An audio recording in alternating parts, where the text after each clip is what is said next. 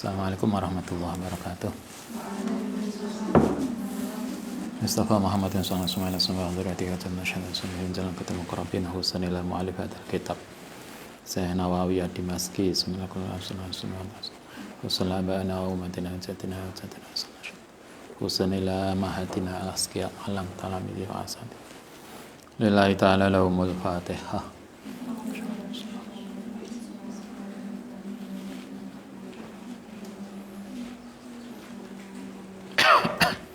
Bismillahirrahmanirrahim. Bab kelima, babu istihbabi tahniyah, bab disunahkan mengucapkan selamat.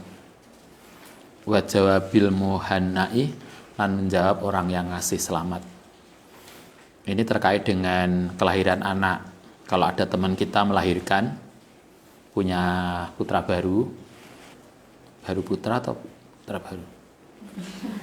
Putra anak, mendapatkan anak tambahan, maka kita temannya yang kenal, kita disunahkan untuk mengucapkan selamat.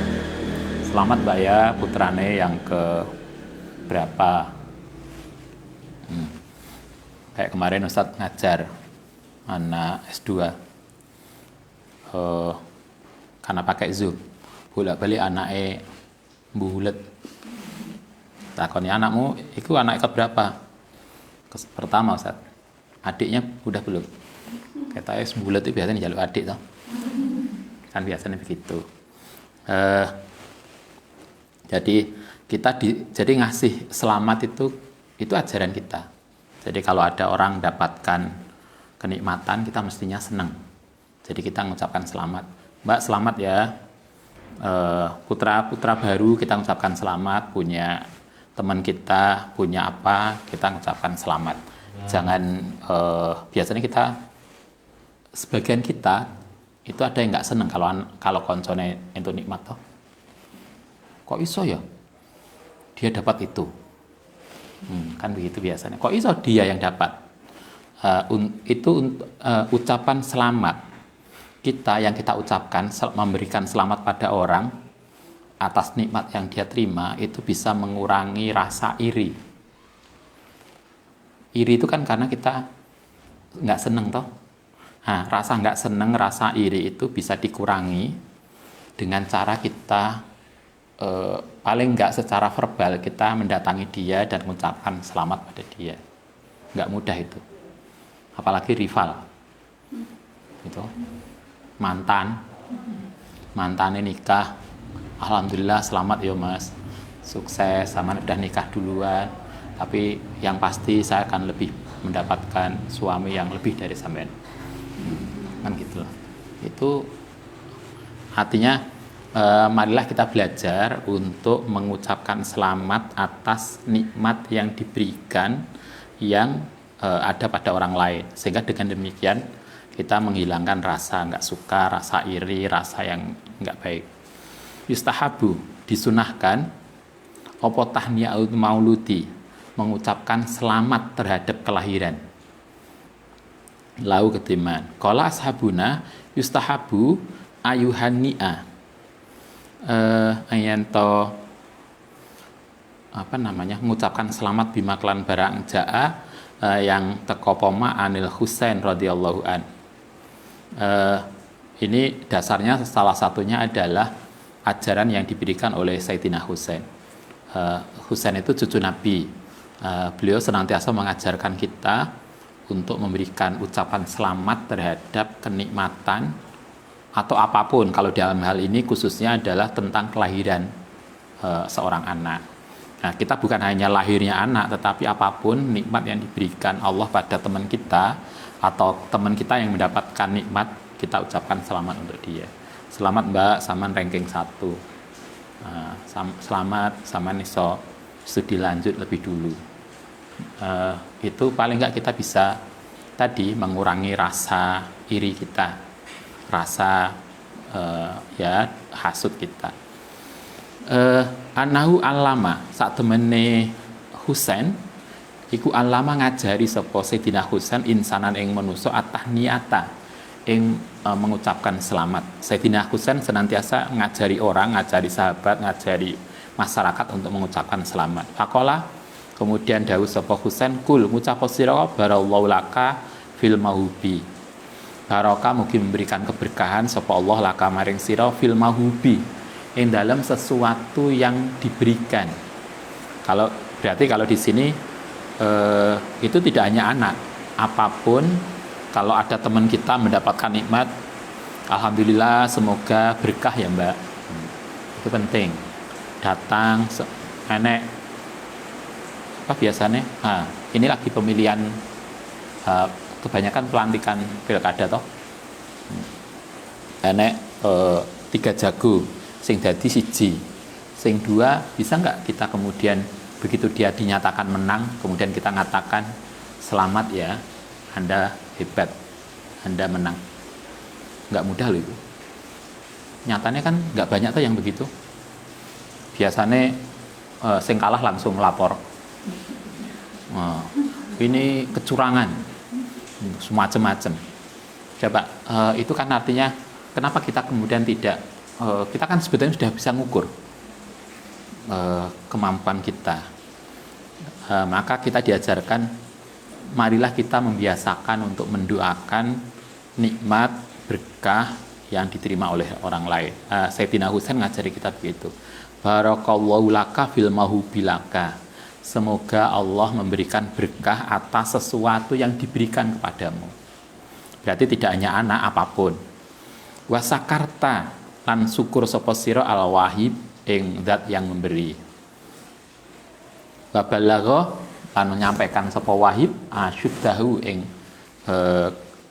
keasihan, kekuatane al wahib. Waruzikta lan diberi sapa sira birahu ing kebaikane wahib.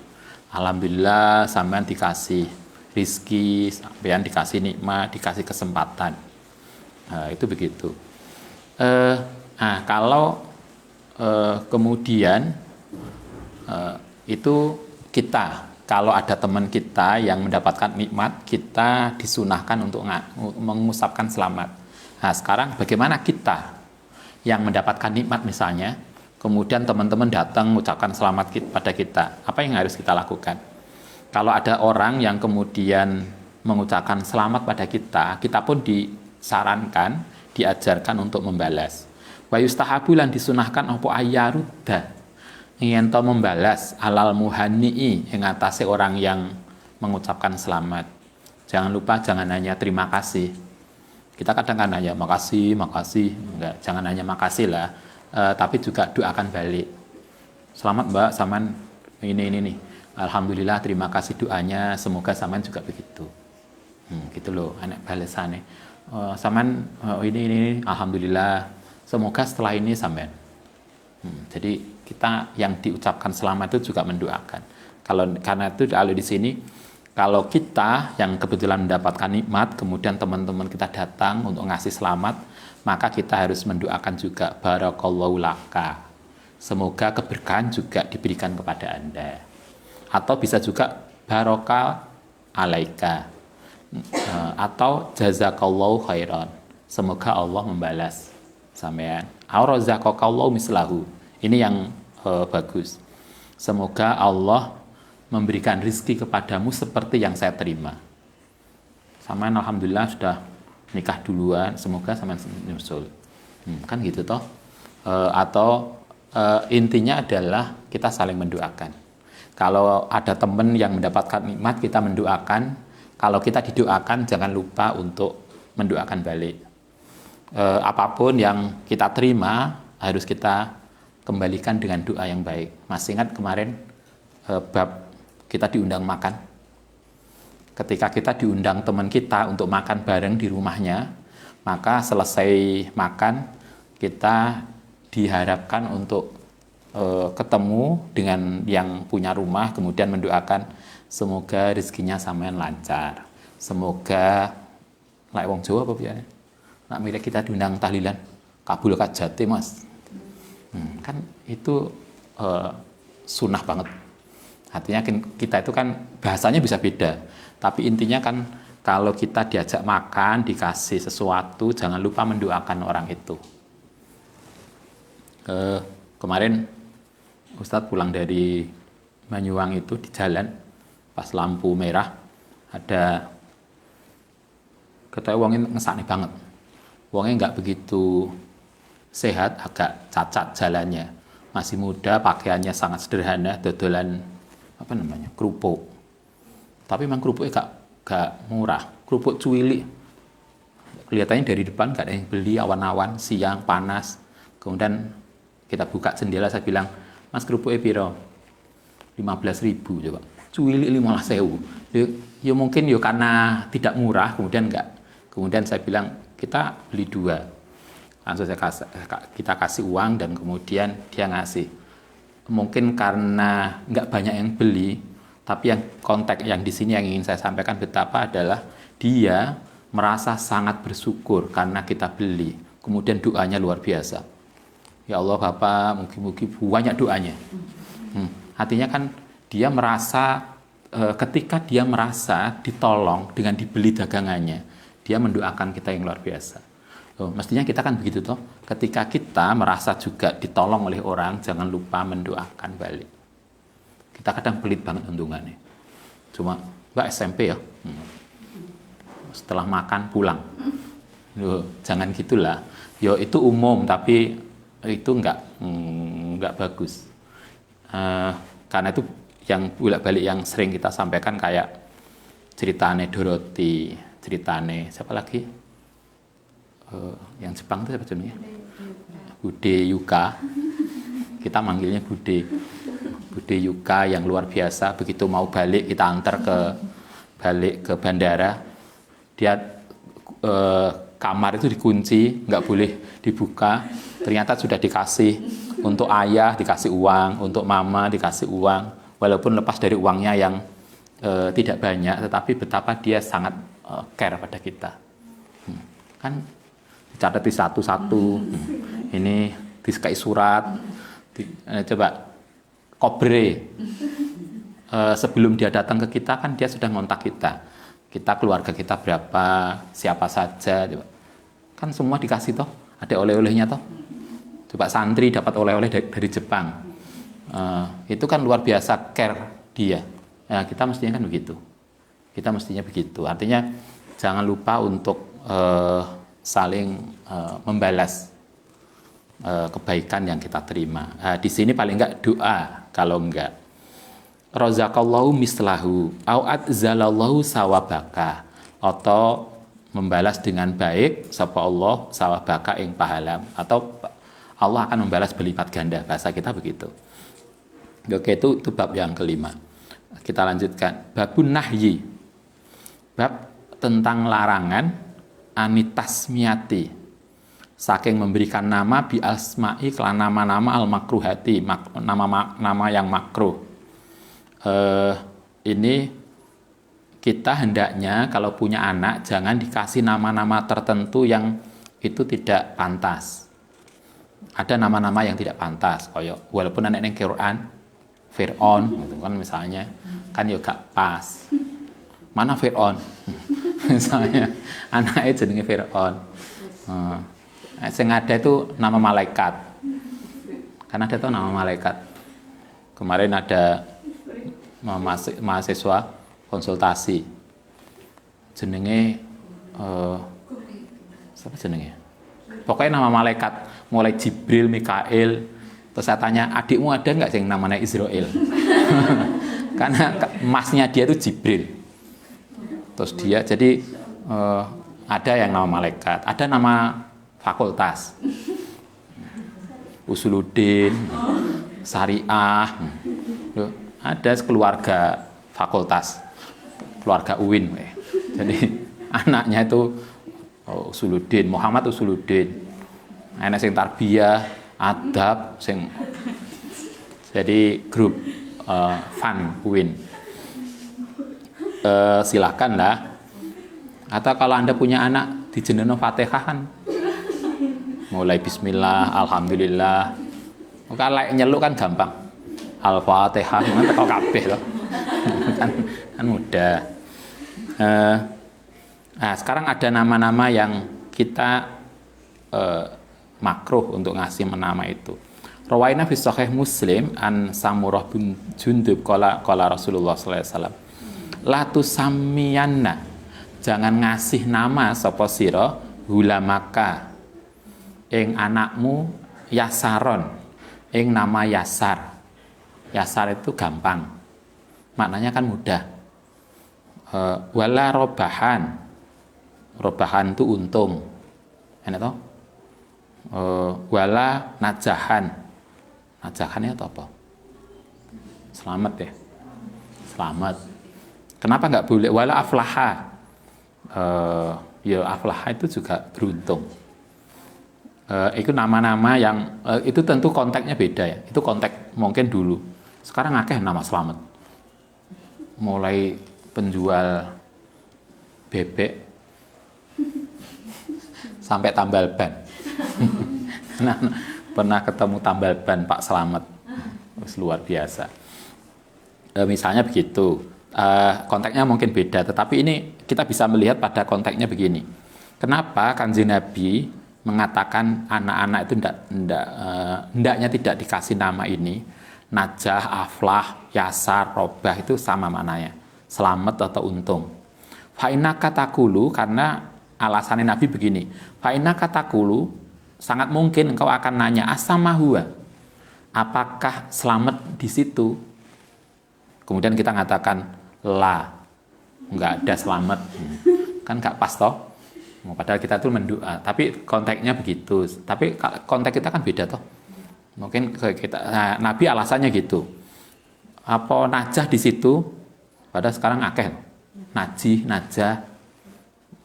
Kalau ini kan nggak boleh. Enek sing tadi misalnya najih, orang yang beruntung di situ atau untung di situ, nggak ada untung. Kok beda toh maknanya. Seolah-olah kemudian kita itu tidak ada keberuntungan. Nah, konteksnya itu, saya kira kita beda. Kalau ketika kita mengatakan anak kita dinamakan siapa misalnya untung, karena kita berharap anak kita itu mesti selantiasa tidak pernah rugi. Kan beda toh? Kan beda. Tapi ini tentu tidak saklek memaknai bahasa hadis ini. Kita bisa memanakan dalam konteks tadi. Nabi mengatakan, andaikan nanti kamu bertanya apakah di situ ada untung, kemudian kita mengatakan la, nggak ono untung, itu kan nggak matching. Nah, karena itulah kemudian kita tidak boleh memberikan nama itu. Innama hunna iku arbaun la. Padahal Nabi berharap jangan sampai kita itu tidak beruntung, tidak selamat, tidak macam-macam tadi. Itu konteksnya begitu. Ruwaina Bisunan Nabi Dawud wa ghairi fi riwayatin Jabir fi aidan an-nahyu an tasmiyati. Begitu juga nggak boleh memberikan nama dengan nama barokah. Alasannya tadi, kok ditanya barokah ada? Nggak ada. Nah, itu seolah-olah kemudian kita kehilangan barokah. Padahal sekarang ada toh bunyai barokah. Bunyai itu namanya barokah. Artinya kan konteksnya beda. Kalau Anda ingin namai ini, yo jangan khawatir. Saya kira konteksnya beda. Hadisnya eksplisitnya begitu, tetapi konteksnya beda. Rawayana fi Sahih Bukhari wa Muslim an Abu Hurairah radhiyallahu an Nabi sallallahu alaihi wasallam qala.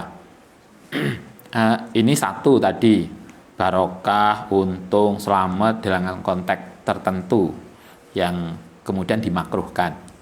Ada lagi nama yang nggak boleh. Ani Nabi alaihi qala inna ahna'a ismi, sak temene nama yang merendahkan atau nama yang rendah atau merendahkan indallahi di sisi Allah iku rajulun, yaitu laki-laki itu sama yang dikasih nama Malikal Amlak, namanya Malikul Amlak. Malikul Amlak itu kan raja diraja. Itu kan nggak pas karena itu merendahkan Tuhan, karena Malikul Amlak itu hanya Tuhan. Maksudnya begitu. Ada lagi dulu Ibnu Salam. Ibnu mungkin yang nggak pas tuh. Salam itu kan Asmaul Husna. Kalau kemudian dikasihkan Ibnu, berarti kan anaknya pangeran, anak Tuhan toh. Kan nggak pas. Mestinya kalau itu dikaitkan dengan Asmaul Husna, itu bukan Ibnu tapi Abdu. jadi hamba, bukan ibnu. Nah, kalau ibnu kan jadinya anak, kan nggak mungkin toh anak Tuhan. Yang ada itu hanya neng KTP sapa iku? Sing namanya Tuhan. KTP iku wong ndi kuwi? Ketoke duduk Jawa. Ada toh. Ono ya gitu. Oke, itu nama-nama. Wa fi riwayatin iku ahna atau ahnaa. Redaksinya begitu.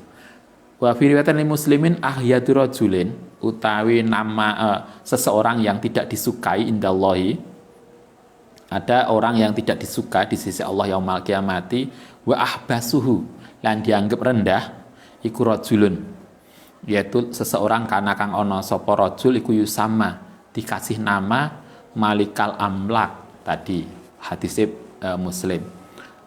Alasannya adalah la malika karena tidak ada diraja ilallah kecuali Allah taala. Karena itu ada nama-nama yang enggak pas. Qala ulama'u makna ahna wa ahna iku audhu merendahkan wa adzallu wa adzallu tegese merendahkan. Jaa fil hadis fi sahih an Sufyan bin Uyainah qala yang mirip dengan kalimat malikul amlak utai lafaz malikul amlak iku mislu sahansah. Itu sahansah itu bahasa mana? Persia. Masih ingat yang sah-sah itu?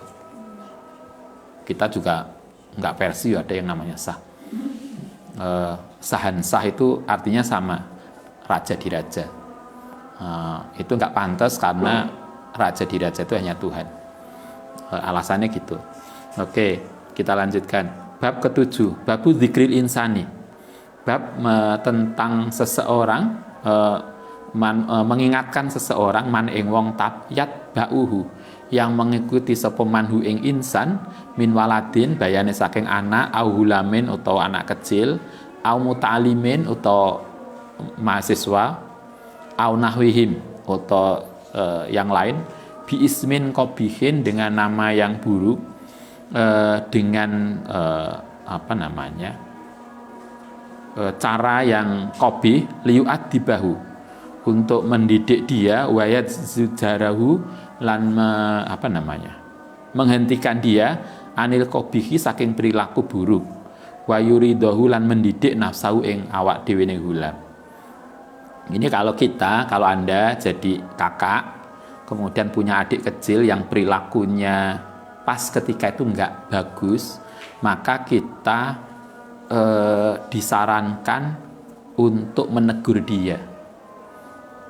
Ini yang Ustaz sering sampaikan, karena ada beberapa orang itu kan kadang membiarkan anaknya, alasannya ini masa pertumbuhan, enak tuh anak cilik, biasanya anak-anak psikologi, alasannya psikologis maksudnya. Jadi anak kecil umur batita kemudian naik kemana-mana dibiarkan dengan alasan itu masa pertumbuhan, nanti kalau dilarang nanti perkembangan psikologisnya nggak bagus. Nah kalau di sini nggak begitu. Kalau di sini kita memang harus mengasih support ya, tetapi ketika anak itu salah maka kita harus mengingatkan dia. Itu kalau di sini begitu. Ini bab ini menjelaskan kalau kita jadi orang, kalau kita jadi kakak kemudian kita diikuti anak kecil, atau kalau Anda jadi guru kemudian ada murid kita yang perilakunya kemudian menurut kita etika itu tidak benar, maka kita harus segera menegur dia, tidak bisa membiarkan, sehingga dia tidak akan mengulang. Rawaina fi kitab Ibnu Sunni an Abdullah bin Yusrin al-Mazini as-sahabi radhiyallahu an qala ba'asani ngutus ni ingsun sapa umi. Ini cerita Abdullah bin Yusr tadi. Suatu ketika saya diutus umiku, diutus ibunya ila Rasulullah SAW. Bikit kelawan sepotong satu tandan min inabin saking anggur. Jadi anak kecil tadi Abdullah bin Yusr itu masih balita, masih mungkin kita tuh seberapa ya? Mungkin seadik Aski itu ya, umur 7 tahun ke bawah. Oleh uminya disuruh nganter setandan anggur untuk Kanjeng Nabi. Ya wong anak kecil. begitu bawa anggur tadi apa yang dia lakukan? Fa'akaltu, kemudian mangan sapa ingsun. Jadi dalane dipangan dhisik. Kayaknya kayak kita banget gitu ya. Fa'akaltu moko makan sapa ingsun minhu saking anggur. Qoblaan ubalighahu, sebelum saya sampaikan ke Kanjeng Nabi. Jadi dikongkon ibuke disuruh umiknya bawa anggur tadi, yang dalan diicipi. Sehingga kemudian artinya sampai Nabi kan sudah berkurang. Fala maji tuh. Maka nalikane sudah datang sapa ingsun bi kelan anggur tadi, apa yang kemudian Nabi tahu rupanya bahwa dia mengambil anggur tadi tanpa izin. Maka kemudian akhoda, kemudian ngambil sapa Nabi megang biudhuni kelan kupingku. Kupingnya langsung dicekel oleh Nabi, dijewer. Kemudian dikatakan ya Hudar, yang curang. Artinya kita harus menegur anak itu ketika dia tidak benar, jangan dibiarkan. Makanya kadang Ustaz, kita mensupport yang kecil, misalnya adik Aski, kalau dia salah ya adik nggak boleh begitu, itu tidak benar. Dia harus tahu bahwa itu tidak benar dan itu tidak boleh diulang. Kita harus ngajari itu, karena kalau tidak dia nggak tahu bahwa itu salah. Ini kasusnya begitu. Cobalah, Nabi tidak membiarkan toh, anak kecil, enggak, ternyata ketika anak kecil tadi ngambil anggur yang secara enggak benar, dia dijewer telinganya. Itu menunjukkan bahwa kita tidak bisa membiarkan perilaku anak kita yang tidak benar. Itu satu hadisnya. Rawaina fi sahih Bukhari wa Muslim, itu kan Nabi yang melakukan jewer kupingi. Sekarang ada lagi an Abdurrahman ibnu Abu Bakar. Sekarang ada lagi Abdurrahman bin Abu Bakar. Ini putranya Abu Bakar. Kalau tadi Nabi. Sekarang Abu Bakar Anas Shadiq, saat temannya Abu Bakar itu kot doyako, teman-teman membuat sempit jamaatan ing sebuah kelompok masyarakat jamaah buat selahum lan mendudukkan yang mereka fi manzili ing dalam tempatnya Abu Bakar wan sorofa, kemudian berpaling ila Rasulullah sallallahu alaihi wasallam fatahoro, mongko kemudian ngeri telat ruju'u baline Abu Bakar fakola, kemudian ngendika sapa Abu Bakar inda ruju'ihi aasaitumuhum, ana ta berperilaku dolim sapa tadi hum ing mereka. Jadi Abu Bakar itu ketika itu kumpulan begini sama Kanjeng Nabi lagi bareng duduk, kemudian putrane yang namanya Abdurrahman itu masuk. Biasalah anak kecil itu kemudian mungkin miyak gitu ya, kayak biasanya adik kecil, adik Aski itu miyak yang gede.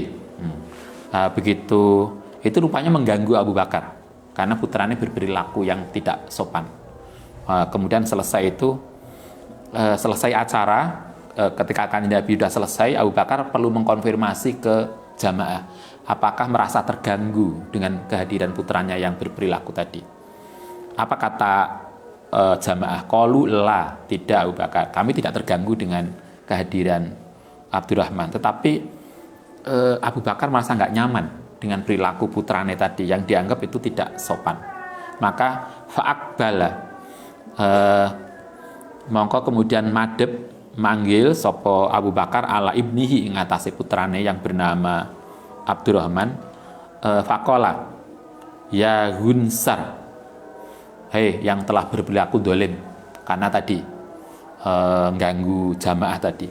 Fajadda'a, kemudian mencubit hidungnya, wasabba lan mencela, kemudian irungi anak itu cubit, kemudian dibilangi bahwa itu tidak bagus. Jadi artinya kita diajarkan untuk benar mendidik anak-anak kita. Jangan hanya karena alasan anak kita kecil kemudian kita biarkan. Kayaknya masalahnya ono begitu. Kalau kita di rumah, Ustaz tuh punya adik yang kalau kita ngumpul di rumah ibu nganjuk, sing adik kecil itu anaknya gitu, yang Melayu lebih hebat daripada di Aski. Ibu itu sampai apa ya, orang sepuh melihat anak cilik melayu kan apa ya, kaget. Kalau mesti beliau teriak-teriak, ini anakmu Ki, ini lo anakmu nih. Dan delalah adik saya yang kecil santai aja sama suaminya. Halah nanti juga selesai. Kalau yang mengikuti ini mestinya nggak begitu. Ada konteks-konteks di mana kita bisa membiarkan, tetapi ada konteks kita harus negur ketika itu sudah nggak wajar. Dulu ada yang kita pernah sowan ke silaturahmi ke seorang kenalan, kemudian delalah ada teman kita itu juga sering ke situ. Nah, teman kita itu punya anak kecil. Nah, beliau ini mengeluh karena teman kita yang anaknya kecil tadi kemana-mana tuh dibiarin. Loh, iya itu anaknya dia, dibiarin nggak apa-apa lah di omahe. Maksud ini omahku. Nah, sementara beliau mau negur itu nggak enak. Karena ini macam-macam lah dengan status sosial yang lebih tinggi. Nah, itu loh kadang yang kita perlu jaga. Mungkin itu tadi kayak Abu Bakar tadi. Mungkin masyarakat merasa, oh mboten nggak apa-apa Abu Bakar. Mungkin beliau ngomong nggak apa-apa itu kan belum tentu tulus. Bisa juga tuh karena kita sungkan pada kita. Oh nggak apa-apa neng, putranya nggak apa-apa. Padahal kan mereka sebetulnya jengkel banget. Iki lak duduk anakku, anak tak jewer. Loh kan ada juga tuh. Itulah yang kita, karena itu Abu Bakar tadi bener, orang-orang itu sudah dikonfirmasi apakah merasa terganggu. Mereka mengatakan, oh enggak. Tapi Abu Bakar tetap merasa enggak nyaman. Hanya anaknya dijewer sendiri. Kemudian itu perilaku enggak bagus. Diingatkan. Jadi masyarakat itu enggak popo. Enggak popone itu kan belum tentu bener-bener begitu toh. Karena itu kita yang harus tahu diri.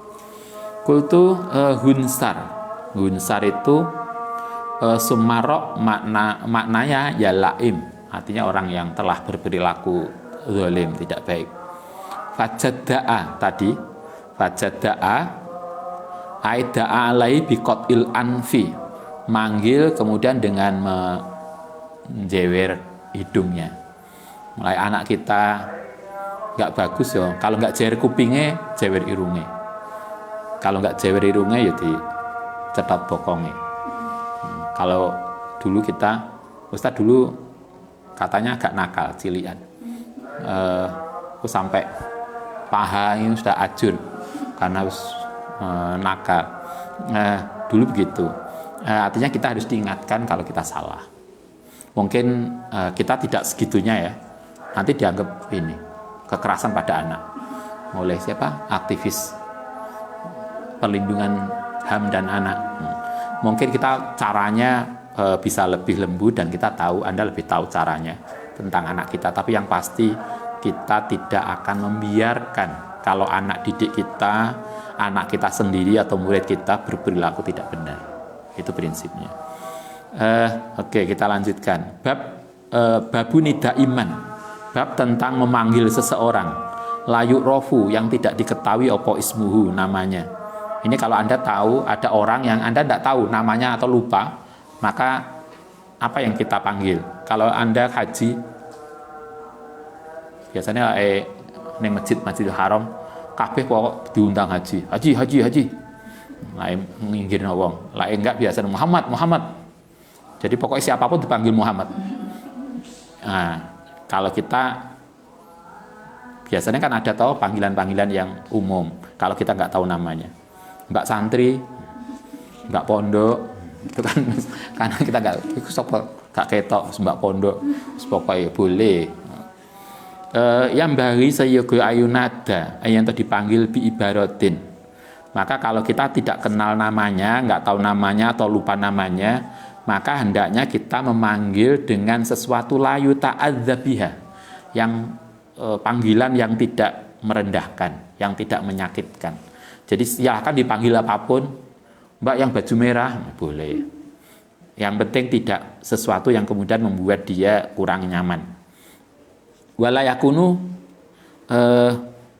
tetapi tidak ono fiha ing dalam panggilan tadi kadibun, sesuatu yang dusta, wala malakun, dan sesuatu yang tidak etis. Silahkan dipanggil apapun, tetapi tidak bohong, tidak dusta, dan tidak sesuatu yang tidak pantas. Ya akhi, misalnya boleh. Ya fakih, sing pinter. Tapi jangan ya fakir, wong melarat. Kan ya enggak lah. Masa kita manggilnya begitu. Ya Saidi, oke lah. Biasanya ya Saidi ya, kalau di beberapa wilayah. Juragan. Bahasa Indonesia kan gitu. Ya apa juragan? Biasanya neng sosial media ya, agan-agan. Bener ya? Yang biasanya Anda biasa beli online. Ya Saidi, ya Hada, ya Sahibas Saub.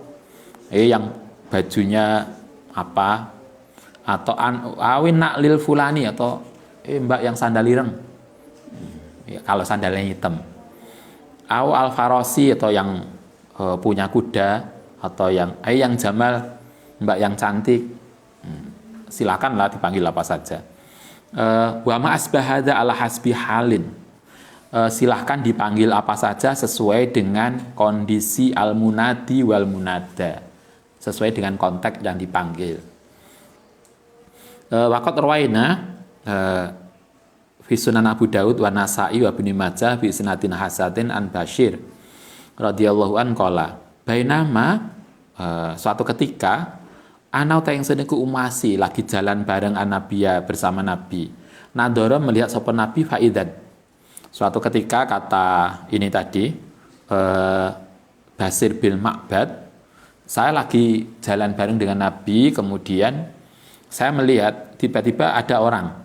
Faidan tiba-tiba rojulun, ada seseorang yamsi yang berjalan bainal kuburi di antara kuburan, alaihi ngatasi rojul iku naklani, ada pakai sandal. Kita karena itu masih ingat di depan, kalau kita ke makam hendaknya sandalnya dilepas karena tidak etis. Di bawah ada, artinya apalagi kalau itu makamnya orang soleh, makam yang dihormati, hendaknya sandalnya dilepas. Suatu ketika Nabi melihat ada orang itu lewat jalan di antara kuburan dengan pakai sandal. Nah, Nabi tidak tahu namanya dia, karena itulah kemudian Nabi mengatakan ya sahibas sabtain, yang pakai sandal. Artinya boleh manggil orang yang kita tidak tahu namanya dengan panggilan sesuai dengan konteksnya. Karena dia pakai sandal, maka Nabi mengatakan ya sahibas sabtain, hai orang yang pakai sandal. Wah waihak, celaka kau. Alki sibtai, lepaskan sandalmu. Hadisnya panjang. Tapi konteksnya di sini adalah boleh memanggil, kalau kita tidak tahu namanya, memanggil dengan konteks apa yang ada di situ. Kultu naklus sabtain bikasisin sibtain iku alladzi la sa'ra 'alaiha. Jadi sandal yang bersih, bagus. Rawaina fi kitab Ibnu Sunni an Jariyah al-Ansari as-Sahabi radhiyallahu an kuntu ana sapa ingsun inda Nabi, ketika itu saya bersama Nabi wa kana lan ono idza lam yahfat, nalikane tidak hafal atau tidak ingat sapa Nabi isma rajulin. Ini kebiasaan Nabi.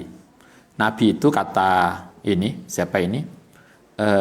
Al-Ansari, Jariyah Al-Ansari, itu beliau menuturkan ke kita gini, Nabi itu kalau memanggil seseorang dan kebetulan beliau lupa namanya, qala ya Ibnu Abdillah.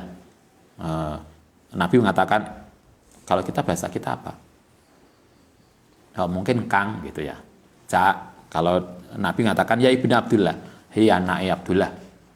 Kalau yang Saudi biasanya, atau kalau kita hajian atau umroh, kalau kita nggak saling kenal biasanya ya tadi, Ahmad. Kalau nggak itu Muhammad. Pokoknya siapapun dipanggil Muhammad. Pokoknya laki-laki, nggak tahu kalau perempuan. Tapi biasanya begitu. Kalau musim haji, yo haji. Artinya karena kita nggak bisa. Nah, ini juga begitu. Kalau kita mungkin di pondok biasanya manggil Kang, Cak, Mas, itu boleh memanggil begitu.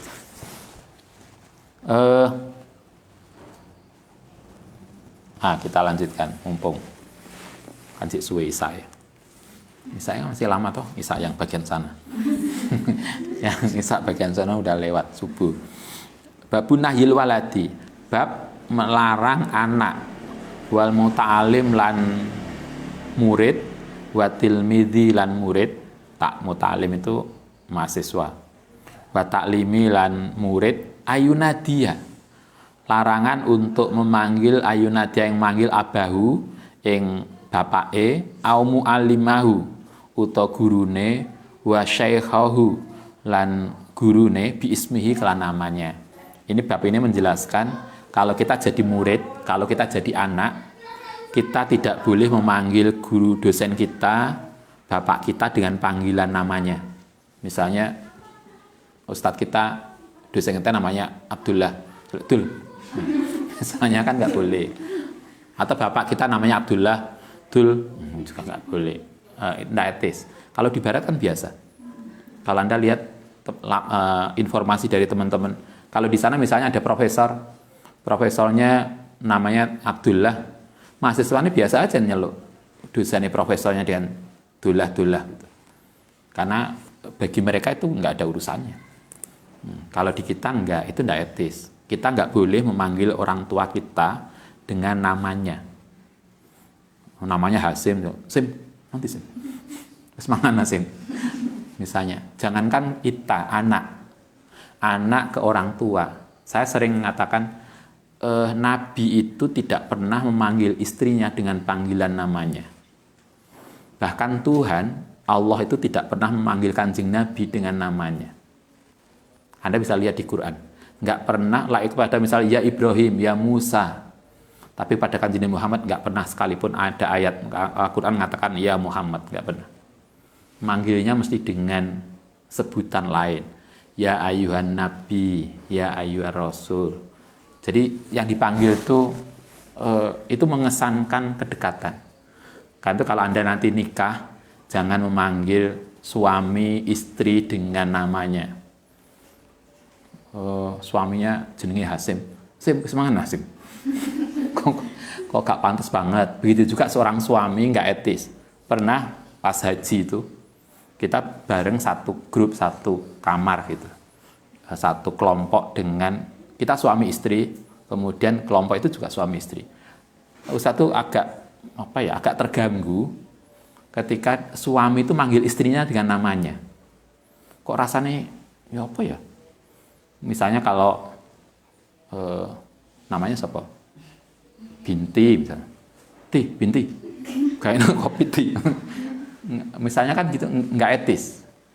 Hendaknya Anda yang di rumah juga gitu. Janganlah memanggil istri kita dengan namanya. Panggilanlah mama.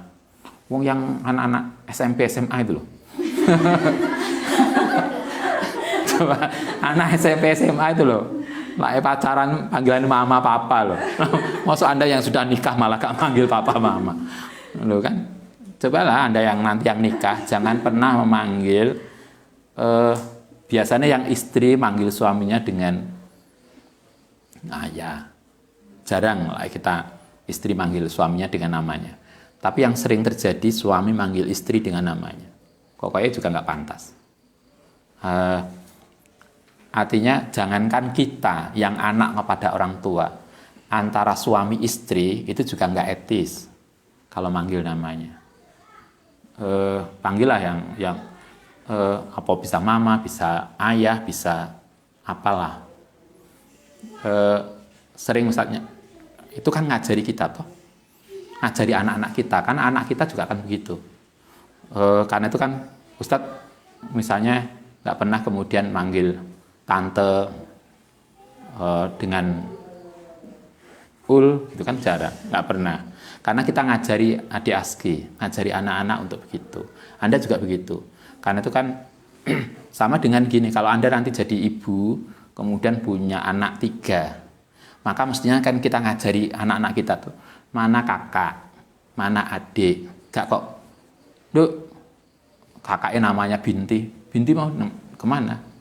Nanti kan anak kita itu akan manggil kakaknya tanpa ada kakak. Kakaknya manggil adiknya dengan tanpa kata adik. Sehingga hubungan itu kan menjadi beda toh. bagaimana kita memanggil. Marilah kita mengajari anak-anak kita dengan begitu. Ini yang diajarkan di sini begitu. Antara anak dan orang tua, suami dan istri, dan seterusnya. Rawaina fi kitab Ibnu Sunni an Abi Hurairah radhiyallahu anna Nabiyya sallallahu alaihi wasallam. Anna ro'a melihat rojulan yang seseorang ma'ahu gulamun. Suatu ketika Nabi ketemu dengan seorang laki-laki bersama anak kecil. Faqala lil gulam. Kemudian Nabi bertanya kepada yang anak tadi, man hadza? Siapa itu orang laki-laki di sampingmu? Qala abi. Oh, itu bapak saya kan Nabi. Apa kemudian Nabi yang kemudian menyampaikan? Qala kemudian menyampaikan seperti Nabi falatamsi. Salah satu etika kita kepada orang tua adalah falatamsi, jangan berjalan amamahu di depan bapakmu. Etika anak dan orang tua, hendaknya anak tidak berjalan di depan, yang menunjukkan tidak etis. Tapi beda lagi loh ya ketika misalnya Anda berjalan di depan untuk cari jalan. Itu kan beda toh. Oh, nduk golek dalan awakmu di depan. Enggak boleh di hadis. Mak yang sepuh kemudian harus di depan banyak orang, anaknya di belakang enak-enak kan enggak. Artinya konteksnya itu adalah kita tidak boleh berjalan di depan orang tua dalam konteks yang tidak etis. Lain nyari jalan, ini kerumunan rame, ya kita lah di depan karena kita yang akan membuka jalan, bukan bapak yang sepuh itu kalau ngarep anak ini nguri. Enggak kan, maksudnya kita harus paham konteksnya. Konteksnya adalah kita tidak boleh berjalan di depan orang tua dalam konteks yang dalam makna yang tidak sopan. Wala tasibba, dan jangan mencaci lahu maring orang tua. Kita nggak boleh mencaci orang tua. Mungkin kita tidak secara langsung, mungkin kita tidak mencaci, tapi sebetulnya kita melakukan itu. Masih ingat ayat yang sering disampaikan oleh Tuhan, jangan pernah mencaci sesembahan orang lain.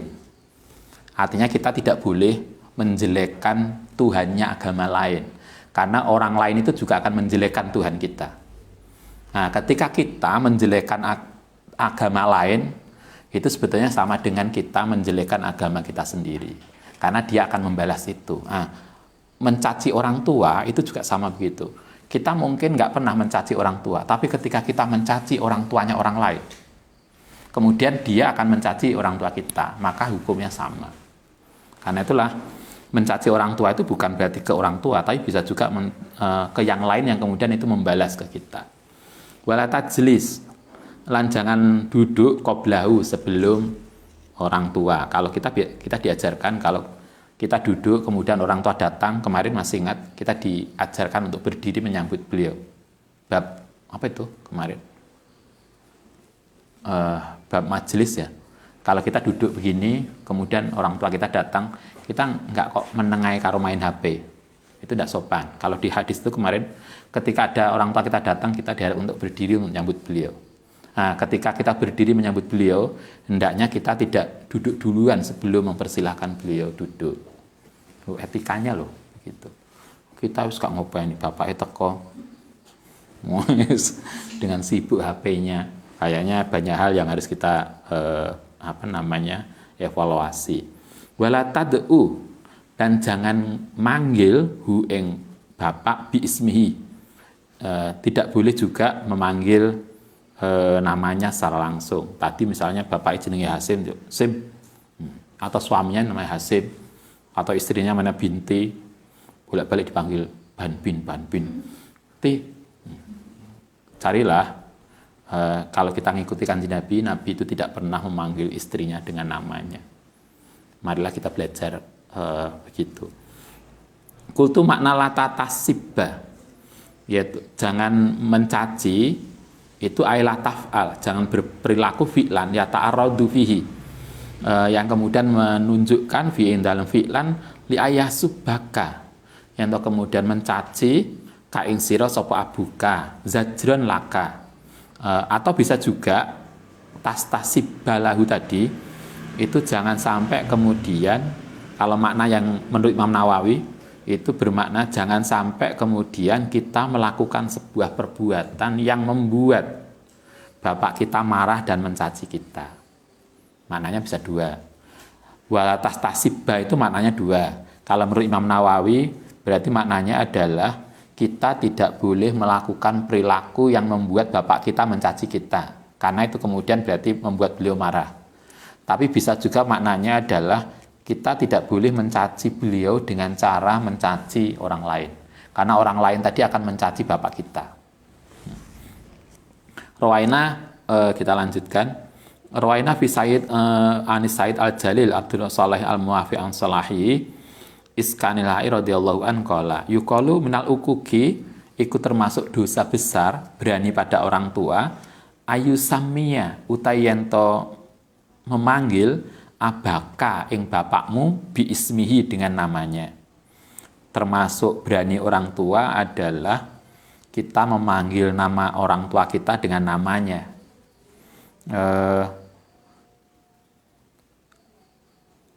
Tanpa ada panggilan apapun. Lebih baik kalau kita memanggil dengan nama lain. Tadi misalnya kalau kita ada yang bapak, ada yang ayah, ada yang umi, silahkanlah, tapi tidak dengan namanya. Itu satu, termasuk dianggap hukul walidain, berani orang tua. Yang kedua adalah wa ayam sia, lain to melaku sopo siro amamahu di depannya, fitorikin yang dalam jalan.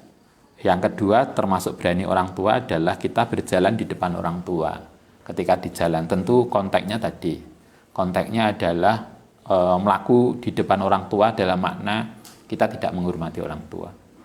Beda lagi dengan konteks yang lain. Oke, saya kira begitu. Nanti kita lanjutkan besok bab tentang mengganti nama. Kayak kita biasa, namane sopo diganti siapa. Baik. Al-Fatihah.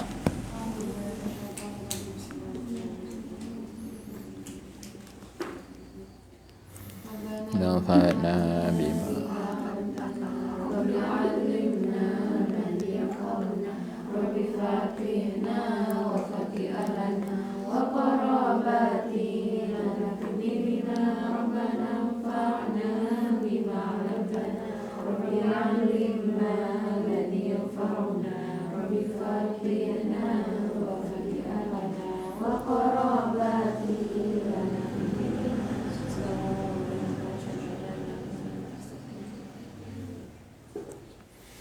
Assalamualaikum warahmatullahi wabarakatuh.